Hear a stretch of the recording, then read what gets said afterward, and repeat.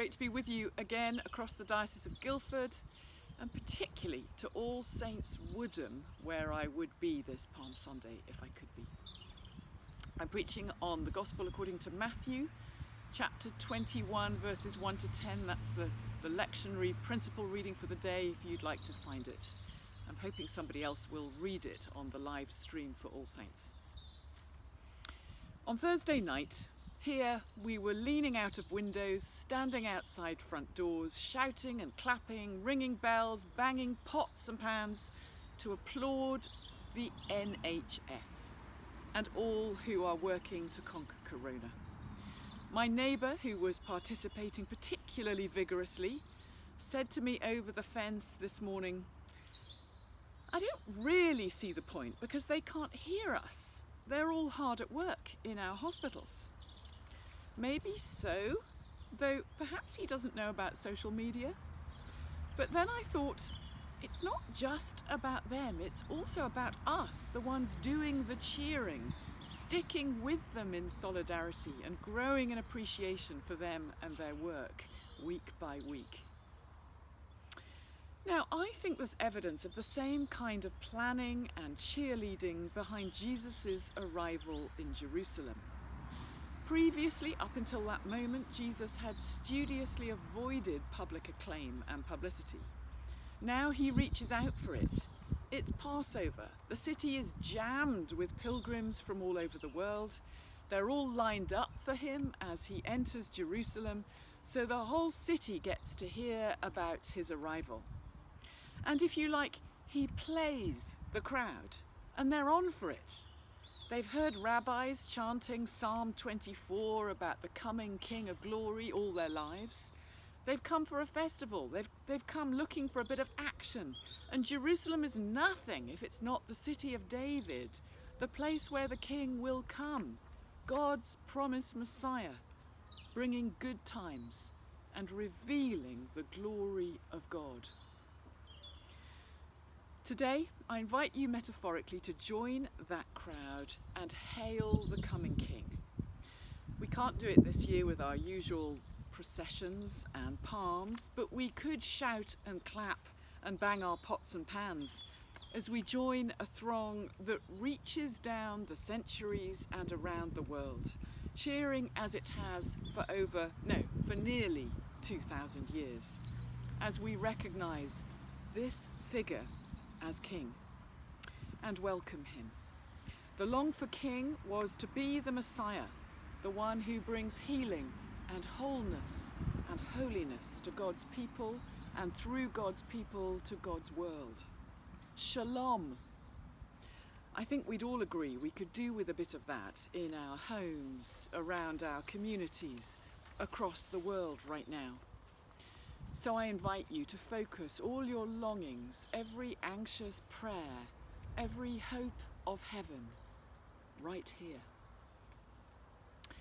There's great joy and acclaim as Jesus enters Jerusalem at the start of the week, the beginning of the festival.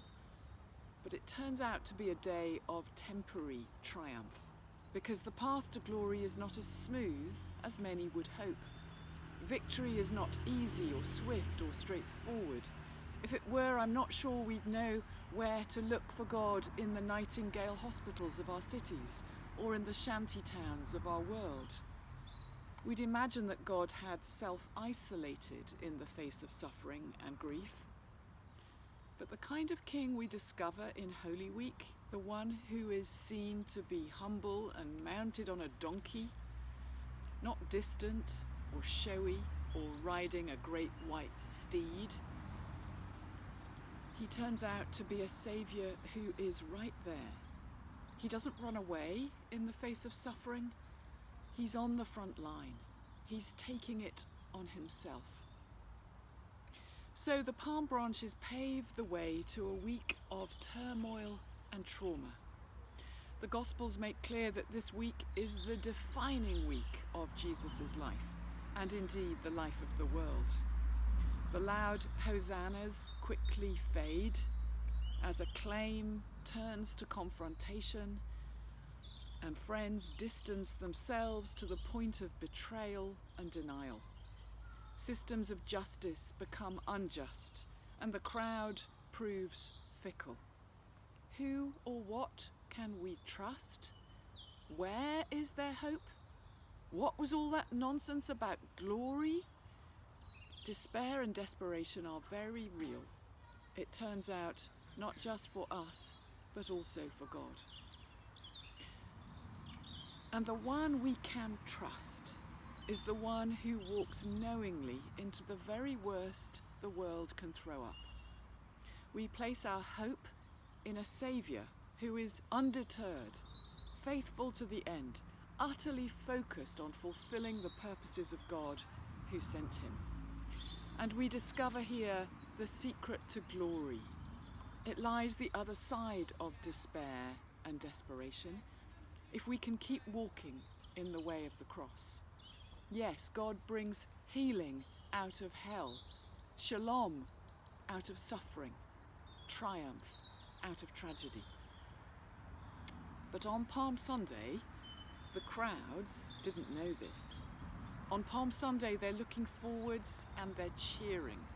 They cheer for their key worker king, for their front-line prophet. They cheer with every shred of hope they can muster amidst their fears and doubts. Whether or not he can hear, whether or not he's listening, whether or not he's disappeared from sight, their persistence builds hope. Their hope builds resilience. We put our hope in this king, not because he needs our hope, but because he calls it forth, especially when the road is rocky. And we persist. We keep going, even when things go wrong, even when tragedy and trauma strike.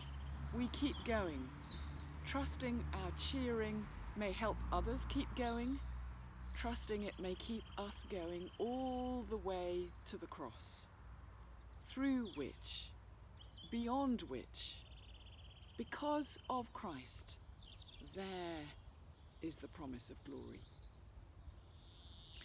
So let's keep on keeping on, cheering Jesus as King, cheering others to follow, with palms, with pots, with persistence.